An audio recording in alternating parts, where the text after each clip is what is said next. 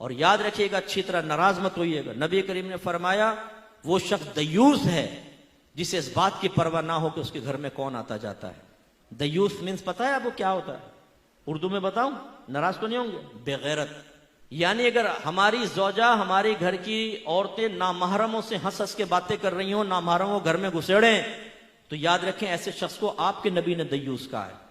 नामहरम कौन होता है? ये नहीं कि कोई अजनबी घर में मोहल्ले का लड़का घुस रहा हो। खालाजाद, फुप्पीजाद, चचाजाद, मामूजाद, इन कजनों से पर्दा है आपकी बीवी का, वो नामहरम है। इसी तरह लड़की का और खालू का पर्दा होता है। इसी तरह आपका और मुमानी का पर्दा है। इसी तरह अगर आपकी चच्ची खाला ना हो सकी, बाहर से आई है, तो चच्ची का और आपका भी पर्दा है। हमारे यहां कहां हो इसका ख्याल करते? अल्लाह के नबी पर्दे के अहकाम बयान फरमाए, और हमारी हालत यह है कि अगर हम इस तरह की बातें बयान करें तो ये औरतें हमारे खिलाफ बोलना शुरू कर देती हैं। अरे क्या हम गारों में छुप के बैठ जाए? दूध वाले से हंस के ये बातें कर रही हैं, पर सब्जी वाले से ये बातें कर निकल रही है, और वो मर्द देख रहे हैं, लेकिन हमारी गैरत ही सोई पड़ी है कि भाई तुम क्या कर रही हो? एक गैर मर्द के साथ दरवाजे पे खड़े होकर तुम बातें कर रही हो, शर्म नहीं आती? बीबी फातिमा रज़ी अल्लाह ताला अन्हा, जिगर गोशा रसूल का आलम यह था कि आपने अपनी खादिमा से पूछा, ये बताओ हबशा में लोगों को, औरतों को दफन कैसे किया जाता था? उन्होंने कहा कि हमारे ऐसा होता था कि चारपाई पे औरत को लिटाकर चारों तरफ एक कपड़े की डोली से बनाई जाती थी ताकि किसी की नजर ना पड़े, और फिर दफनाया जाता था। बीबी फातिमा रज़ी अल्लाह ताला अन्हा ने कहा मुझे इसी तरह दफनाना, और फरमाया अगर मैं फौत हो जाऊं तो रात के वक्त मेरी मैयत को लेके जाना ताकि किसी गैर महरम की नजर मेरी चारपाई तक पर ना पड़े।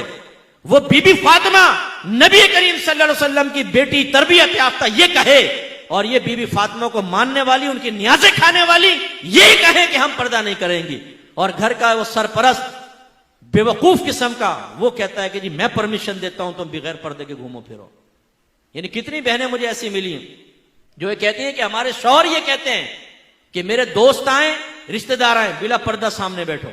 और एक शौहर ने तो दलील ये दी कि देखो जब मैं अपने दोस्तों के घर जाता हूं उनकी बीवियां मेरे सामने बैठ जाती हैं। यानी वो अगर तुम बेगैरत हो, वो अपनी बीवियों को बेगैरत बना के तुम्हारे सामने बैठाए, तो तुम्हारी बीवी भी बेगैरत बन के तुम्हारे दोस्तों के सामने बैठे और दावत नजारा दे। मर्द की नीयत का क्या मालूम?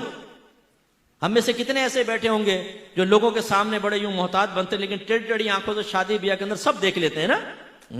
लाल वाली कपड़े वाली देख, अच्छा कर रहे यूं होंगे, उंगलियों के झरोके से देख लेंगे। और बीवी साथ बैठे होगी स्कूटर पे, पता है बीवी बैठी हो, तो टेढ़ी आंखों से देखेगा ना वो साथ में जाती हुई औरत को, बातों का टकरा भी जाते हैं गाड़ियों से।